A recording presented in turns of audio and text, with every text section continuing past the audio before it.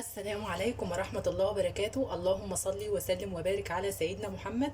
ان شاء الله النهاردة فيديو جديد مع بعض، وهو طريقة طاجن المكرونة بطريقة كده سهلة وبسيطة، وان شاء الله هتعجبكم. طبعا اول حاجة انا عصقت معايا اللحمة دي، اول حاجة عملتها فرمتها على الكبة وعصقتها. وطبعا عصاج اللحمة ده انا كنت عاملاه معاكم وقت ما عملت المكرونة بشاميل، يعني عاملاه معاكم على القناة كذا مرة. فحبيت بقى ان انا اوفر عليكم شوية فعصقته، وبعد كده تعالوا بقى نشوف هنعمل ايه. ودلوقتي بقى جيت على العين التانية برضو حطيت حلة، ونزلت بقى كده بمعلقة سمنة على حبة زيت برضو عافية. هنزل بقى دلوقتي ايه السمن يسيح، هنزل بقى عليه كده ايه بالثوم. طبعا ايه دي مع يعني هم 3 فصوص توم كده فرماهم، عشان خاطر احطهم كده ايه للطاجن، غير طبعا البصل بتاع عصاج اللحمة. طبعا بيدي نكهة حلوة، بيدي ريحة جميلة جدا.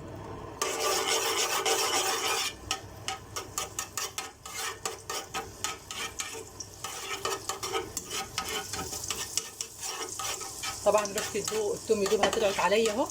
هنزل عليها طبعا بعصير الطماطم.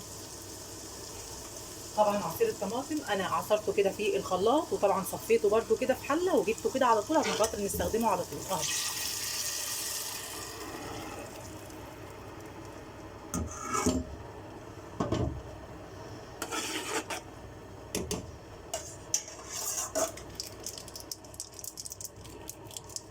دلوقتي كده بقى هنزل برده ايه بمكعب كده ماجي اهو.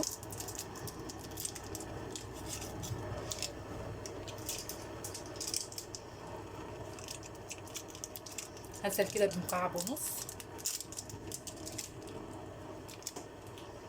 والتوابل بقى ايه، هنزل بحبه فلفل اسود بصوت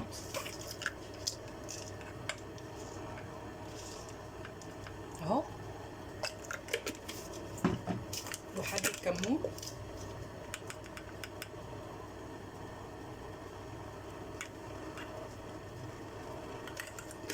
وهغطي بقى عليها كده تاخد حوالي ايه غلوه.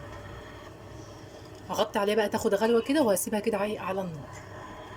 ودلوقتي بقى حضرت كده الطاجن زي ما انتم شايفين. هنزل بقى كده ايه، ومعايا كده ايه اللحمه اللي انا عصقتها اهي، هنزل فيها كده الاول اهو.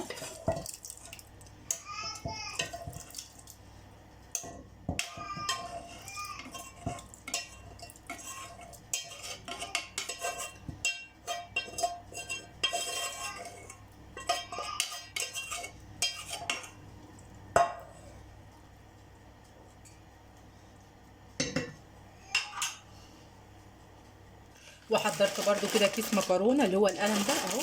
هنزل فيه ايه على الطاجن بالمكرونه كده على الطاجن كده اهو تمام.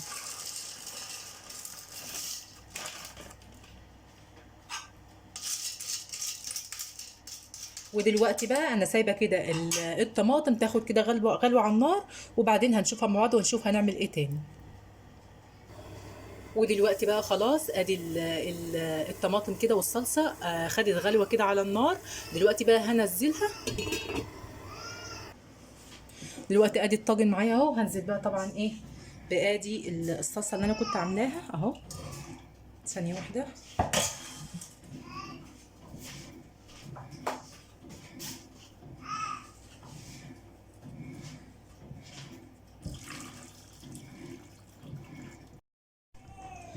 نزلت طبعا بالصلصه اهو زي ما انتم شايفين.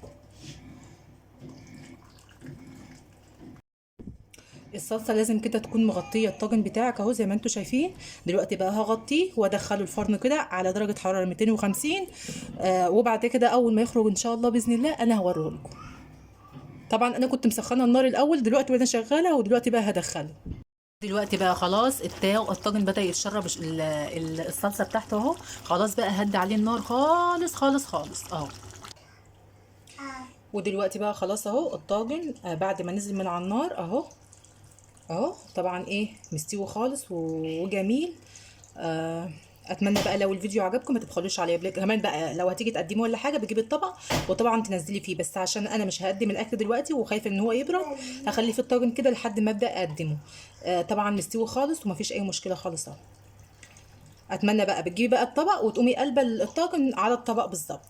اتمنى بقى لو الفيديو عجبكم ما تبخلوش عليا بلايك للفيديو، وكمان تشتركوا في القناه وتفعلوا زر الجرس للكل عشان يوصلك اشعار بكل فيديو جديد، وتكوني اول واحده بتشاهدي الفيديو. اشوفكم ان شاء الله باذن الله في فيديو جديد. مع الف سلامه.